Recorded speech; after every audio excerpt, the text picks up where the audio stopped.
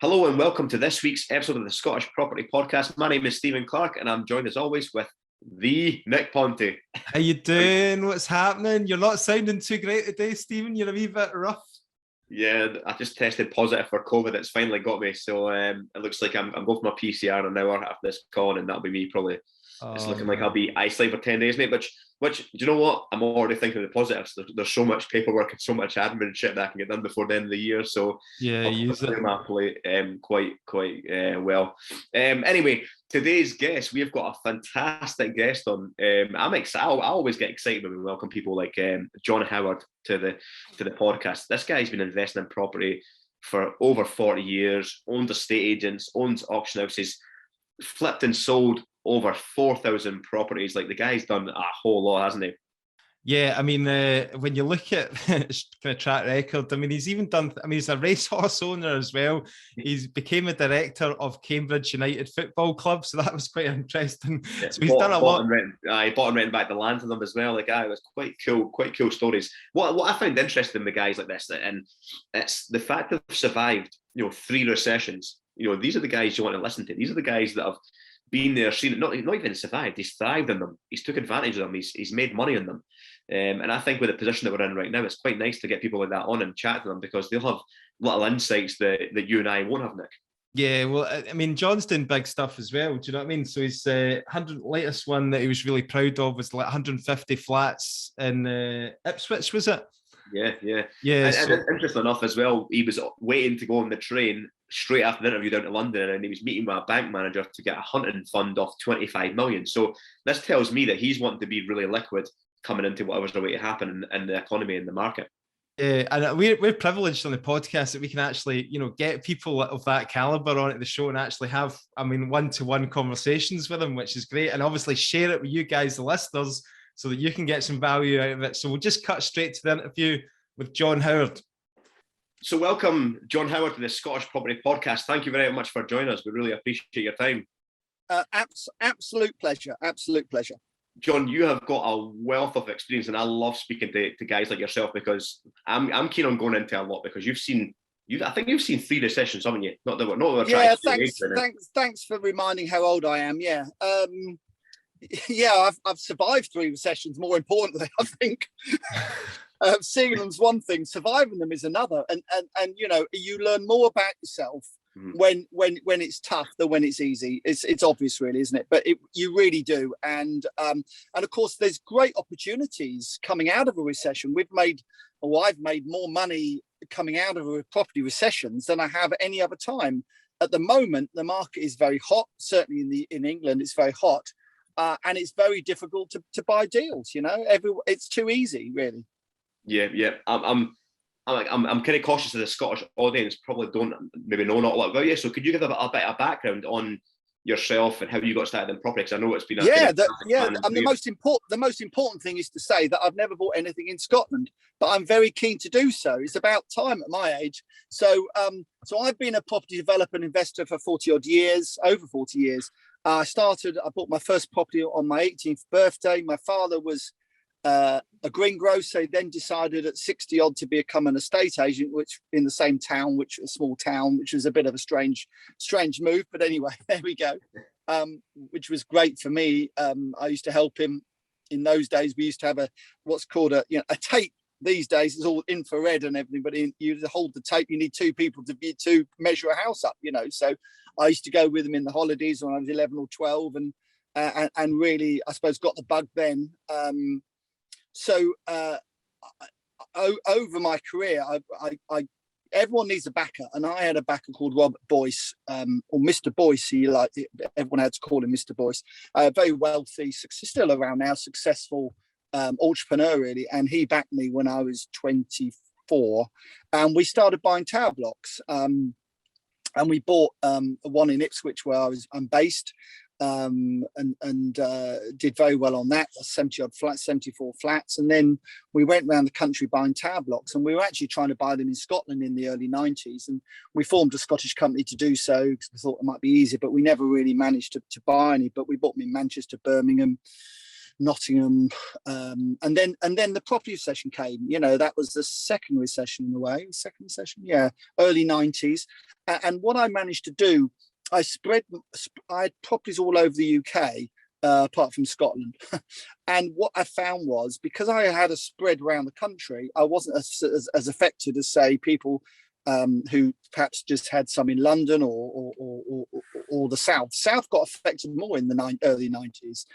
We had blocks of flats in Birmingham, and the Birmingham market went down 20%, whereas in the South near London, it went down up to 40%. So, you know, it's spreading your risk around is perhaps not such a bad thing sometimes.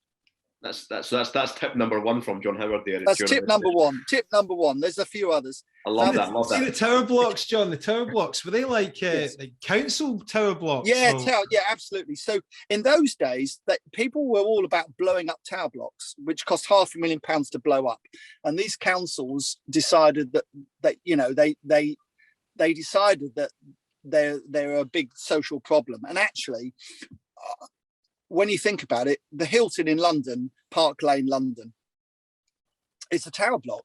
No one complains about living or staying there. So it's a people problem rather than a property problem. And if you put, you know, young people in tower blocks with children and dogs and cats, and it's going to be a problem because there's nowhere for them to exercise or anything else. If you put older people in them, then it can become a community, and we made them as nice as possible. So the foyer would be like a hotel. We'd have a gym in there, which in those days was quite something to have a gym in first time buyer flats. And we sort of piled them high and sold them cheap as well. So because we could afford to, because we're paying very little for them off the local authority, refurbishing them and selling them. So that worked relatively well until the recession came in the early 90s, when we could still sell them, to be fair, but the banks had a problem, and when banks have a problem, everyone else has a problem too. And just like in the 2008-2009 recession, you know, some banks in the early 90s went bust, and that causes everyone a problem. Even if you haven't got a problem yourself, you end up with having a problem when your bank says to you, "We want our money back." And by the way, you've got 6 months to pay us back. Now, we were always fortunate; they're always sensible, never overcooked everything too much, and we were able to refinance.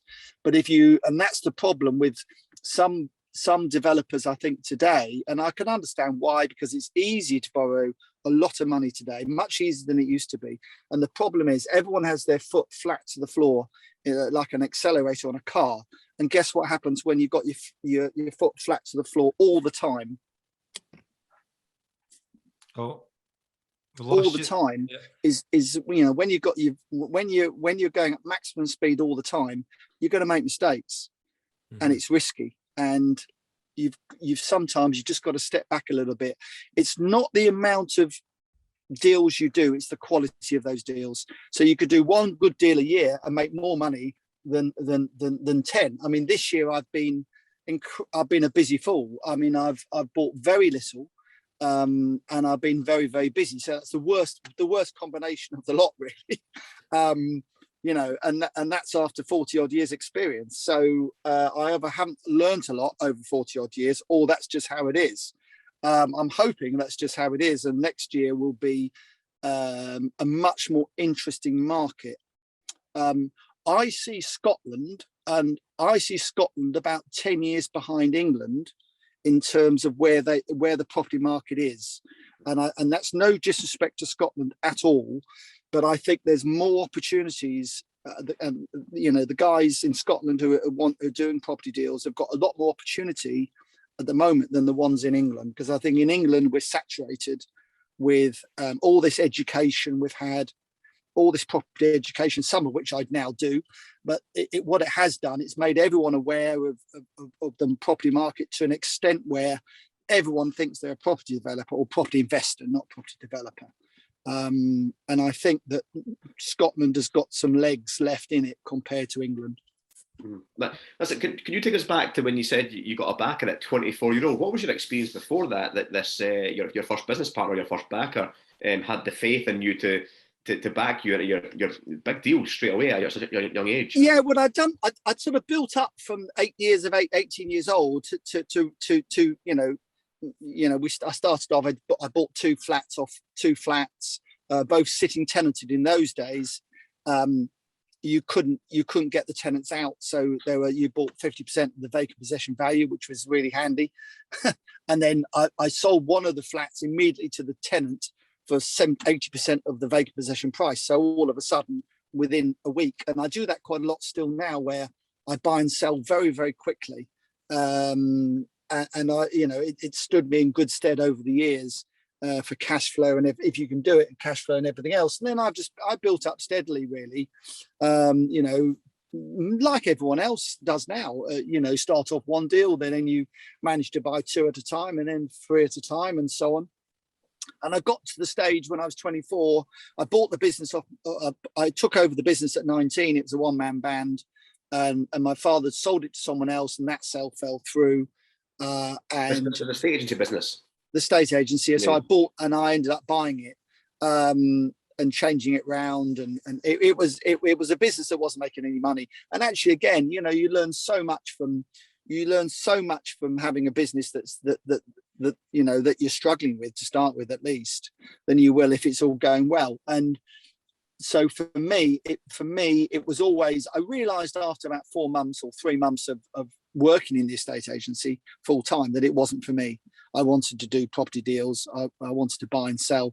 I thought, receiving a small amount of commission percentage of the overall property was hard work, to be honest with you, compared to what you can do.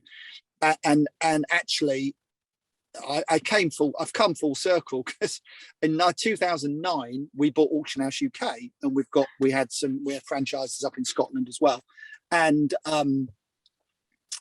with that we inherited an estate agency business called Fine and Country, which is very strong in England, so we've now got 5 offices across Norfolk. So I've come full circle. I've now got a damn estate agents that I didn't really ever want. But to be fair, it's very successful, so I'm not complaining at the moment. But and what's your role, John, in the estate agency? Like, what's your kind of day-to-day? Nick, that's a great question. My role is bacon buyer, bacon sandwich buyer, and coffee buyer. So I turn up once a month. I mean, I've set it all up. It sounds like I've done nothing. I haven't. I've set it all up. I've never worked in it, but we set it all up really well. Got some fantastic people in there, and I turn up once a month. I always go around the offices once a month. And every time I turn up, it's always bacon roll day, first of all, and it's always my turn. And we don't, and they've stopped going to Greg's now, and they go to the very expensive one on the corner. All of a sudden, you're paying anyway, aren't you? You're exactly. So who would have thought that? What a surprise! And they all want fancy coffees, so that's fine, isn't it? So, but yeah, so we've come full circle, really. I've come full circle in a way, but my passion is property developing and finding deals, and I've dedicated my life almost really to finding property deals every day. It's all I try and do. It's not easy. You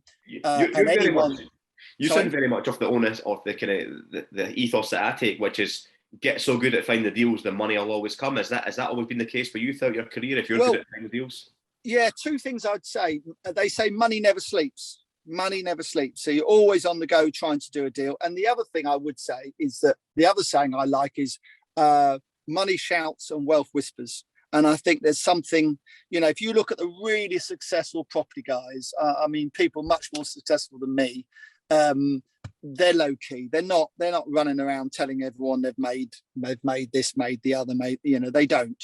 It's all very low key, all very professional. And I think what I've tried to do with I don't do many seminars and stuff like that because I'm really busy, but the ones I do, I try and install a professionalism into people's attitude to buying and selling property and developing property. Because what I found is it's with all due respect to a lot of the educators out there, not all of them, but I mean some good educators out there, and there's some really poor ones.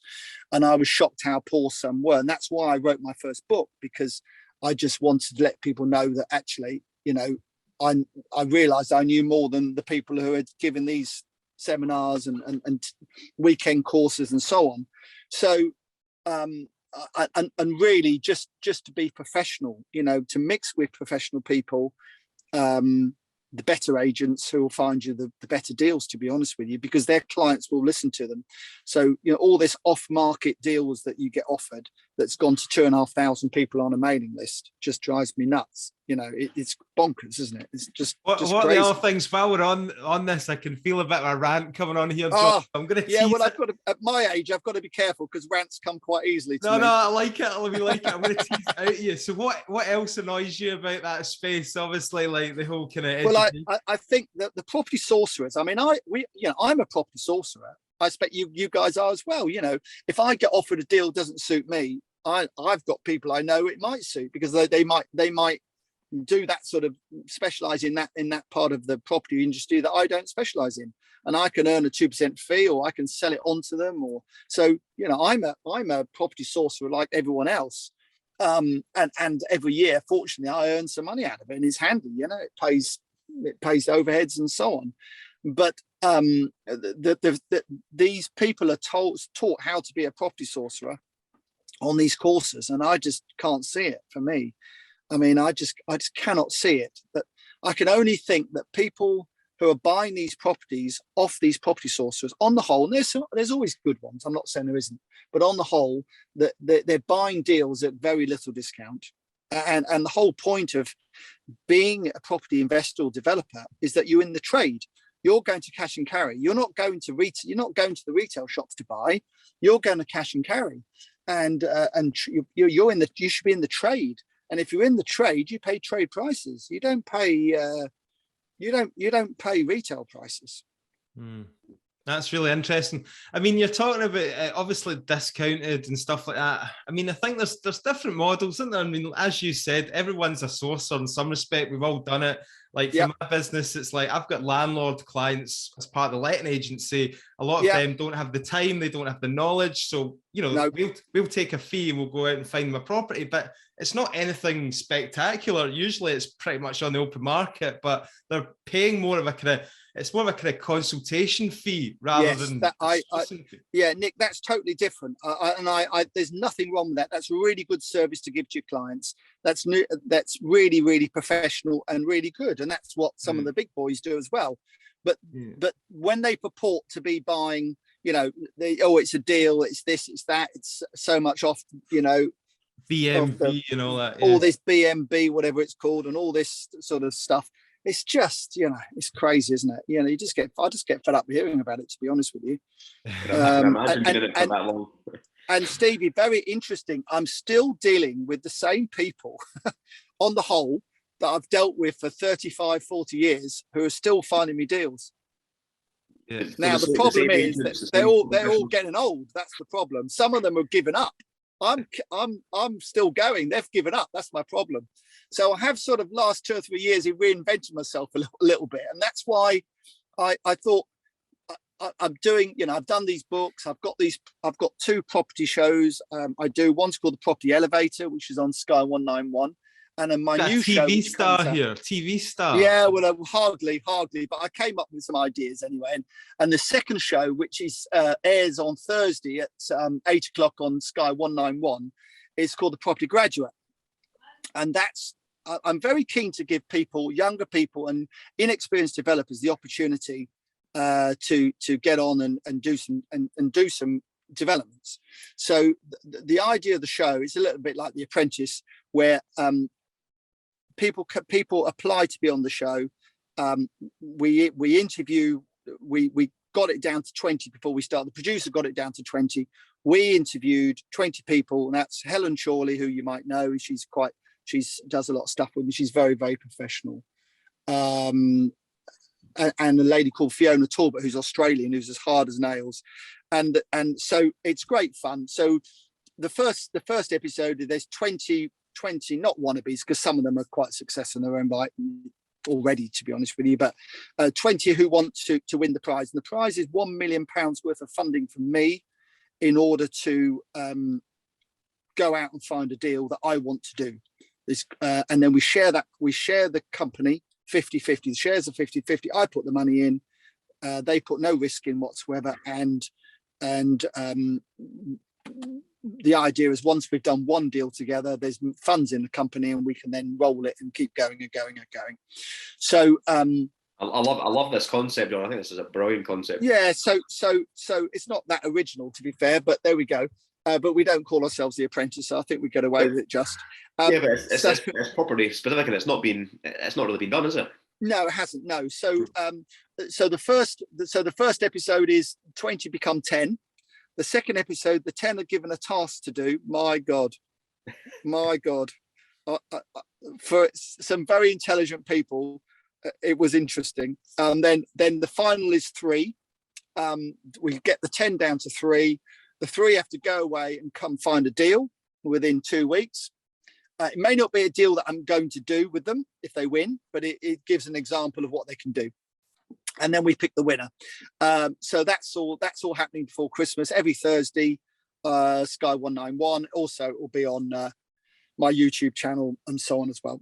Sounds good. So, we'll look out for that. So that's all good fun. So and what's happened is I've morphed into being generous and kind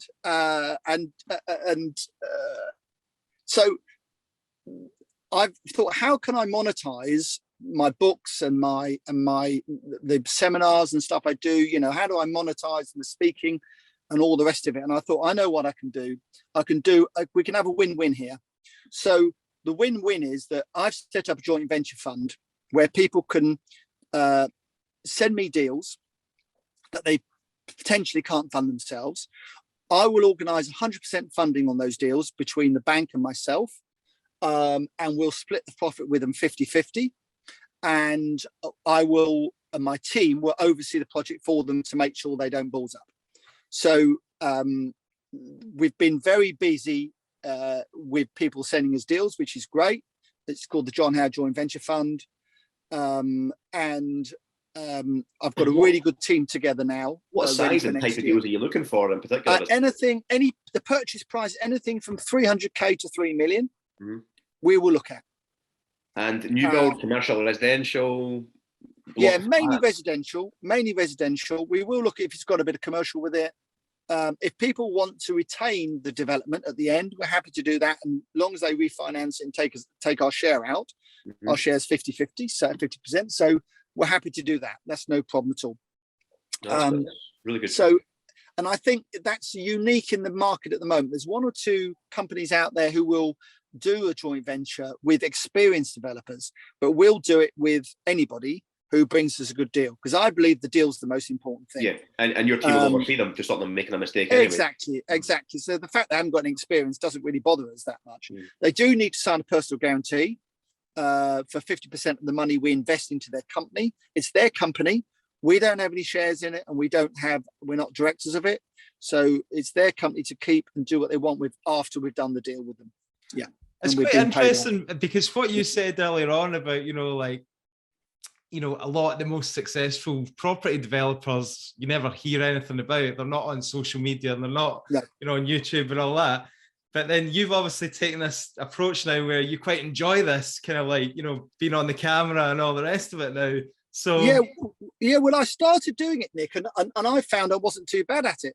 So, which is why we've got you on here today. Great at it, but I'm not too bad. And people kept asking me to do more of it. So really, I've sort of, for me, it's a bit of fun. I'm not going to earn a lot of money out of doing the property shows, but the great thing is if I can monetize it by my joint venture fund, and it's a win-win. It's a win for the people bringing me deals because they can't probably fund them themselves. If they could, they probably wouldn't bring them to me.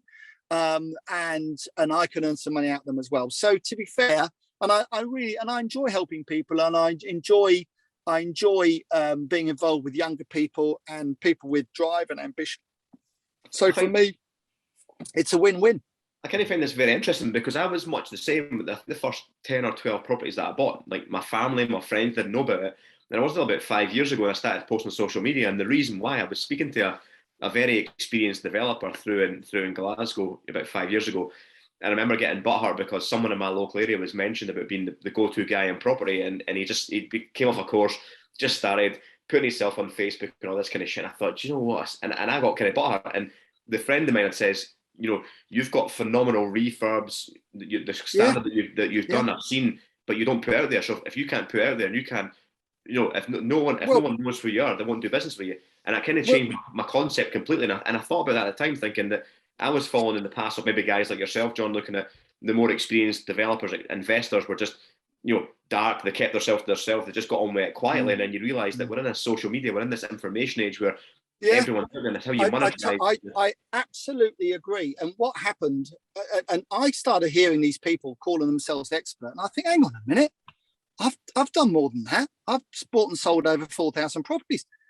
You know, when you ask them what they've done one deal or two deals, and they're telling everyone they're doing a course, for God's sake. They make more money from the education than they do. And I'm just thinking, hang on a sec. My last big deal was 26 million build costs, 150 flats.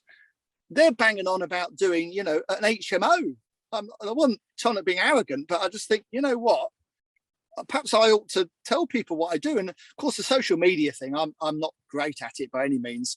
And my great friend, we love to hate each other really, Ranjan.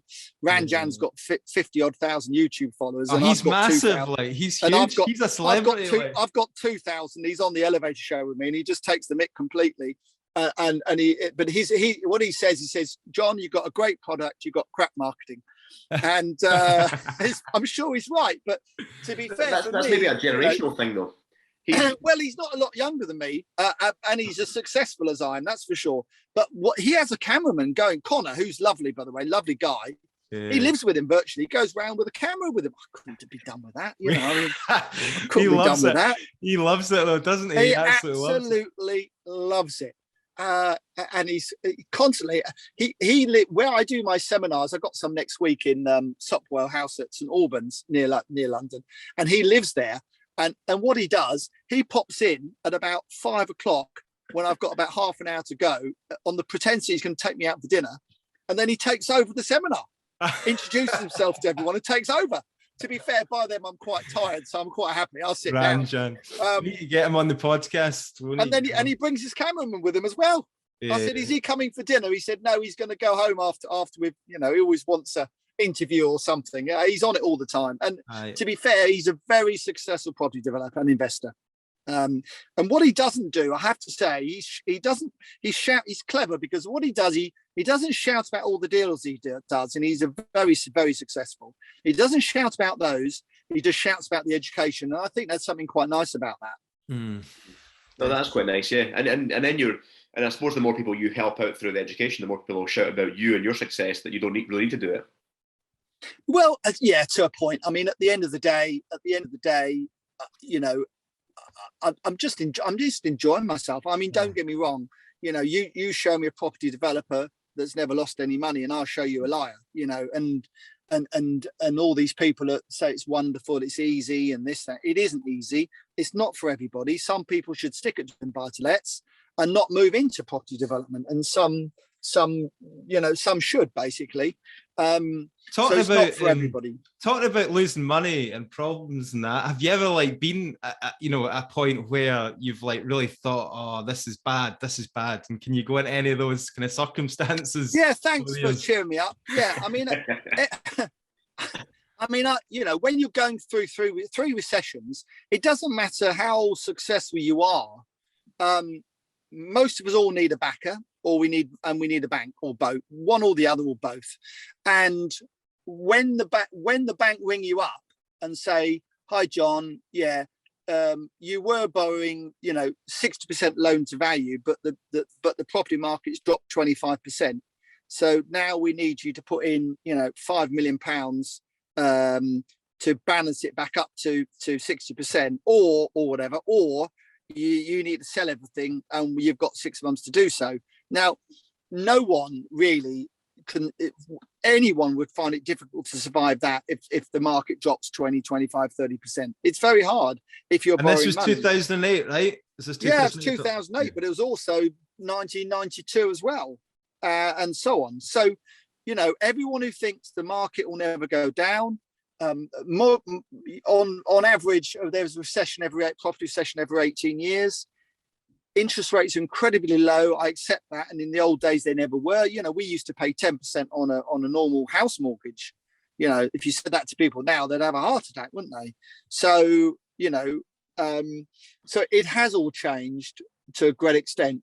Where do you think we're at now, John?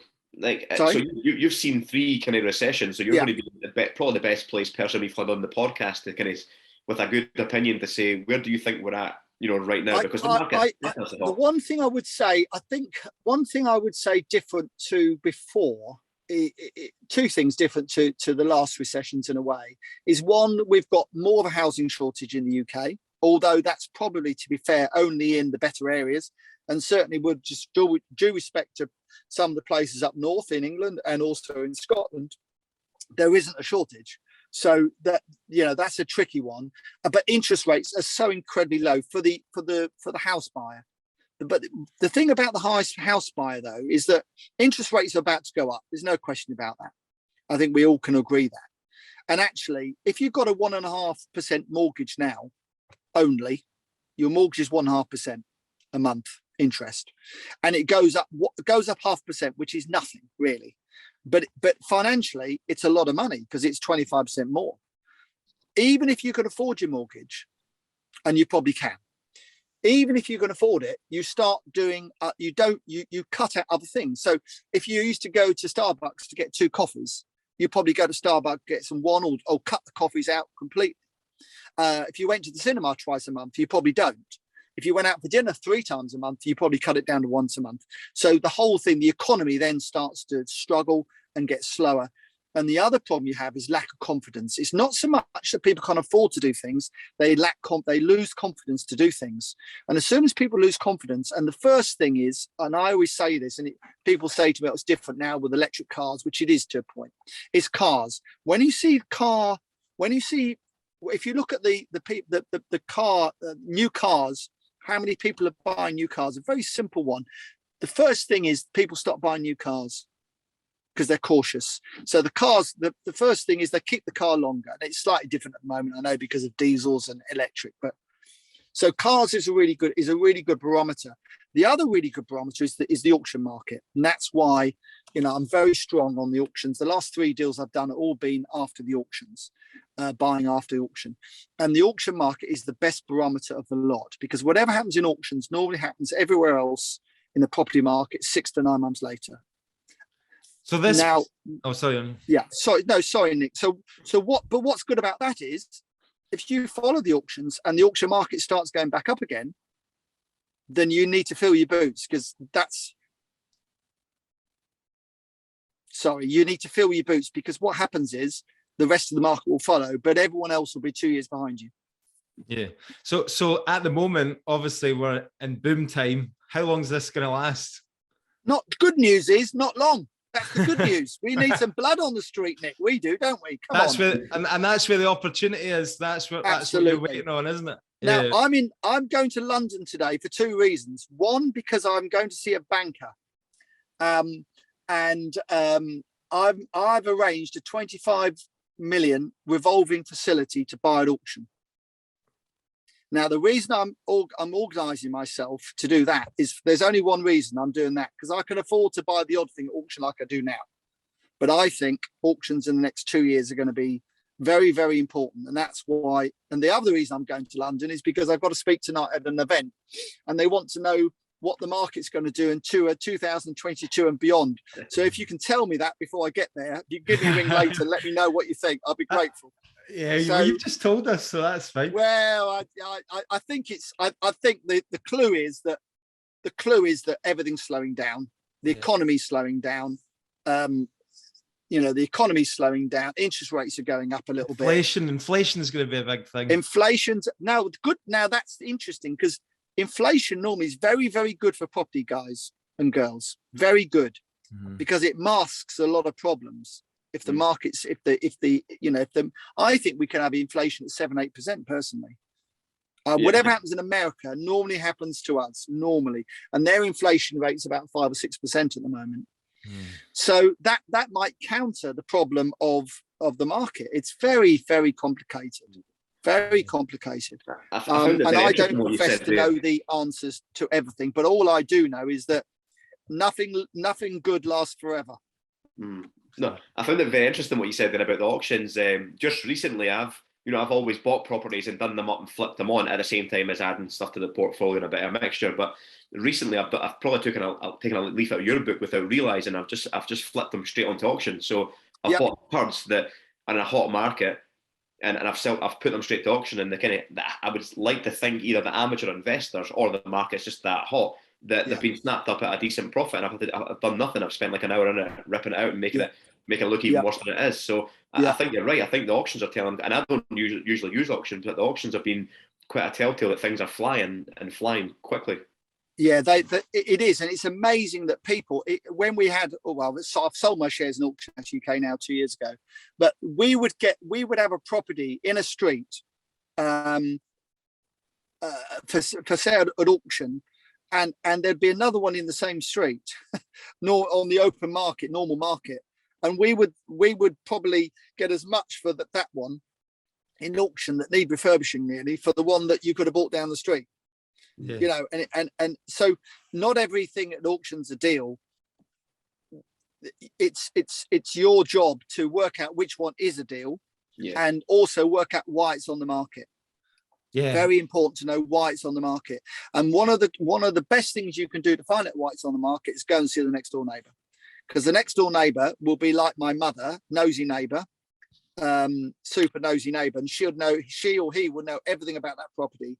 You won't get it off the auctioneer because they're acting for the seller, but you will get it off the nosy next door neighbour. Yeah, I think what you said there about obviously punting on through the auctions as well, that's obviously comes in with the whole hype around, Homes Under the Hammer, all these TV programs, which you always get during the boom times. And then every man and his dog and your granny's investing in property. Even the taxi driver that you get the taxi with, he's investing in property. The man down the pub's investing in property. You know what they say, Nick? When everyone is investing in property, it's time to step back. Yeah. And with Homes Under the Hammer was great for us at Auction House because they were at our auctions every day of the week across the UK and filming 9 o'clock in the morning and so on. On TV 9 o'clock in the morning. But very interestingly, there's 3 types of products that I've sold in my career. One is property, the other is the odd horse, the third one is footballers, because I partly owned Cambridge United for 18 years football club, and Dion Dublin, who's now on Homes Under the Hammer, we sold to Man United for £1 million. So all these things come around. I saw, and Dean's a good lad. He's a nice lad. But so it's funny, isn't it? Really. So you sold it, and that's around. Interesting. So how did you get involved in it? I mean, the football club and all that. Every football director is a frustrated footballer that wasn't good enough, basically. And I got to 25 years old, 25, 26. I made some money, and I wanted to get involved. I love football, wanted to get involved, and I approached Cambridge United, which isn't that far away from me, small club. I managed to get on the board. We went from the bottom division to the playoffs for the Premiership in 3 or 4 seasons. Had a fantastic time. 2 quarterfinal FA Cups. Then it all started going a bit pear-shaped. I was there 18 years in the end. After 15 years, we were in serious financial trouble. And I bought the ground, which didn't go down very well. I bought the ground, and we did a lease back for 50 years to the club, which really saved the club. But some of the fans, luckily that we didn't have that many fans, but the ones that we did have weren't very happy about that. But it's not much else we could really do. And they used to turn up at the games with like these posters up, like yeah. They all stood up and shouted, "If you stand up if you want your ground back," and things like that. Because what happened was another director who was a bit of a lad. After all the deal was done and we completed the purchase and everything, he then said, "I'll buy the ground back for the fans." Well, all he really meant was he was getting another property developer in to try and to buy it and try and redevelop the ground, which is not what we wanted. So because of that, all hell let loose, and they said, "Oh, why doesn't John Howard take 200,000 profit within 3 months and all this business?" We said, "Well, we're not there to make the profit. We're there to have a long-term investment and to protect the club going forward." Anyway, long story really. It got a bit. Did you end up It selling got a the land? bit. It got a bit nasty at one point, but we survived it. Did you end up selling the land back to the football club? We sold the land. We sold the site to Grosvenor Estates, actually, a subsidiary of Grosvenor Estates, 5 years later, and they still own the ground now. Right, and they rent it back to the club, or are they looking to develop the ground? They bought it because they had some land in Cambridge, and they thought they could relocate the club and then develop the ground, which is absolutely fine. You know, if they can build a new stadium for the club, that would be wonderful for the club. And I think there are plans in place now. But I mean, I came out of that in 2009. About 2008, 2009. I was there 18 years, a long time, part of my life really. And then I started training racehorses from home, which was quite interesting. I've always been horsey.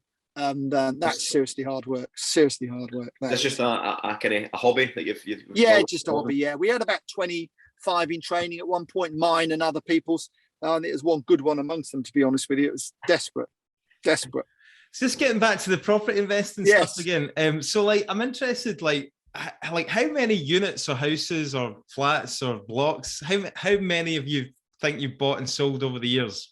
Well, I was when I started doing this sort of social media little bits and so on, and I bought and sold over 4,000.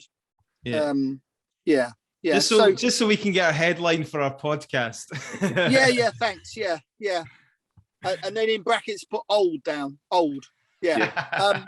We'll shout about your successes, John. Sold over 4,000. Yeah, over 4,000. Wow. And there's not much we haven't really converted over the years. You know, in fact, during the seminar.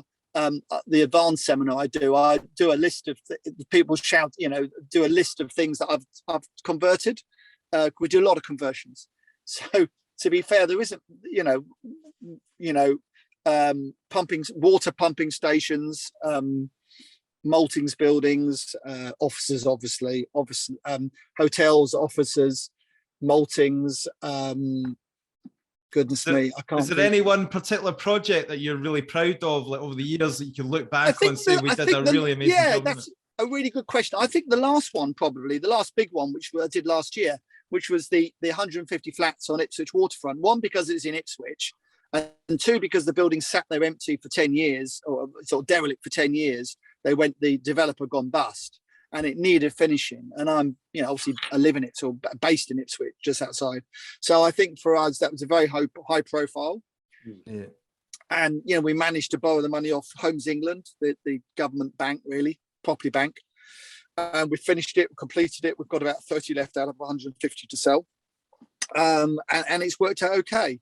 And as my wife said to me, when she said I was buying it, it's 21 stories. And she said, yeah, you don't want to get that one wrong, darling. I can see it from Marks and Spencer's. You can see it from everywhere in Ipswich. If you get that wrong, it's going to be very embarrassing for me. I went, it's going to be a lot more embarrassing for me, darling. Don't worry about that. Yeah. So, when you're doing a high profile property like that, development like that locally, when you know everyone, that's pressure.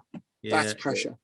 And do you hold any assets then, John? Do you have a portfolio as well? Yeah, I have. Yeah, I mean, and my wife says, why are you buying more property? I said, well, that's what we do. Well, you don't need your age, you want to be selling some, not keep buying it. So, and to be fair, we do trade more than we keep these days, to be fair. What demographics and stuff do you like to keep? Is it a certain property type, or is it a certain tenant demographic, or is it just, I think the perfect deal, to be honest with you, for a lot of people is say they buy a house in 5 flats or 6 flats, sell 3 off on not long leases. In Scotland it's different, but same thing, it's same principle really, isn't it? Sell 3 flats off, keep 3, or keep 2, sell 4, and I think that combination is good, because one, you don't pay so much tax, or you're not paying any tax because you're refinancing and you're not actually making a profit at that point, but you're getting your money out. God help us, by the way, if the government cotton on to the fact that everyone refinances rather than sells and starts suggesting that tax should be paid on the refinance. Oh, don't put that out there to the universe, John. I know. Let's not mention that. Cut that bit. We'll edit that bit. Cut it out. Don't mention that. Funny enough, on Friday, I was with the business minister on Friday. I was on his table for lunch at an event, Quasi Boateng, Quasi, and Quasi, Quasi, and or something like that. I didn't mention it, but do you think he could be the first black prime minister? He's very bright, very bright. Well, I was going to say, Could well, be. I mean, I would rather see. We're not going to get onto politics here, John. No, because let's not do that. I know you've got an agenda here, so I'm not going to go down that route here. Let's not do that. Let's And not the Tories are not well liked in Scotland as well. So that would leave us. They're not. And what I would say, no, they're not. Absolutely. And if David Cameron had gone up once more, I think you'd have got independence, wouldn't you? But you know, that's understandable. What's your whole view on this whole build to rent phenomenon? Do you think this is a real thing? You know, a lot of these big developments that are going up are institutional investors. Have you got any kind of viewpoint on that? The problem is that we can't compete with them. You know, you can't compete with them because they're borrowing money. They're either not borrowing any money. It's, you know, it's investors' money in pensions and things like that. Or if they are borrowing the money, they're borrowing it probably 1.5% or something, 1%. So we just can't compete with them. And it's very hard to build a brand new development and get a yield of 6% out of it. It's very hard, or 7%, which is where you need to be. It's very, very hard to do, really hard to do, because the build costs are so much. And it doesn't matter whether you're building in Glasgow, Edinburgh. Yeah, price of materials, price London, of labour. It's not that different. It is different, but it's not a huge difference. Materials, 70% of materials come from Europe. Pound against the euro, okay, that's changed a bit recently, actually. It's got a bit better. But I mean, the pound against the euro, when we did that big scheme in Ipswich, it made £2 million difference to us. £2 million difference from when we started, when we were going to do the deal, or when we were going to develop it to when we did. £2 million was basically on euro against the pound. That's how much difference it made, because all the materials came from Europe. Yeah, wow, that's big money. How do you factor that in a development of that size? I mean, you know, how do you foresee things like that coming up? You just have to make sure there's enough margin in it, a big margin. Enough meeting that deal to make sure that things go wrong. They're still absolutely. So and they have gone wrong. Yeah, we've had COVID, we've had Grenfell, we've had everything's been thrown at us, but we're still okay. Okay, we're not making the money we thought we were going to make, but we're still doing okay. And that's what's important with the difficult projects that are part finished. And we buy a lot of part finished projects because the margin potentially is much bigger. And we have got the experience to deal with these problems. But, you know, you have to be careful. And you need a big margin in them. You need a big margin because you're not sure sometimes what might happen. John, I'm cautious of your time. Very much the time to London.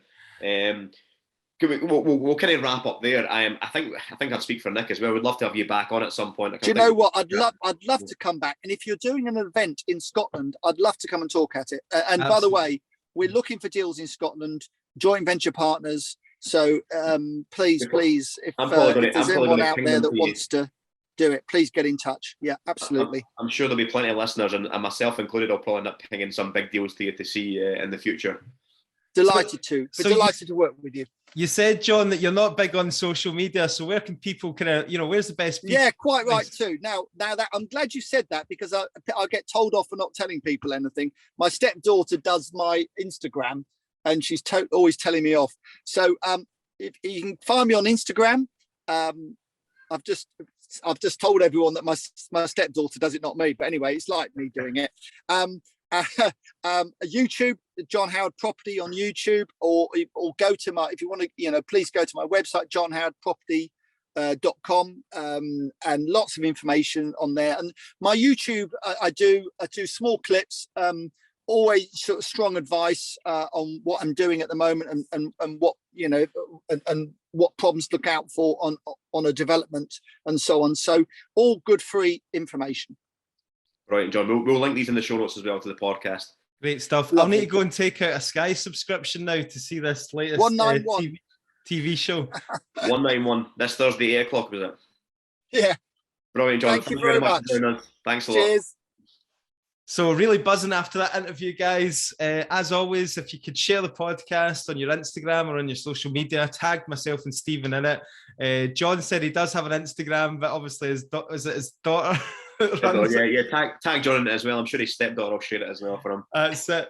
And look out for his Sky TV show as well. I'm going to certainly have a check out for that. So as always, guys, if you can get along to one of our monthly networking events, we would love to see you there as well. It's going to be the first Wednesday of every month, apart from if you listen to this in January. January is actually going to be the second Wednesday. It's going to be the 12th of January for that one. Tickets available on Eventbrite, and we look forward to catching up with you soon. Brilliant, guys. Thanks a lot.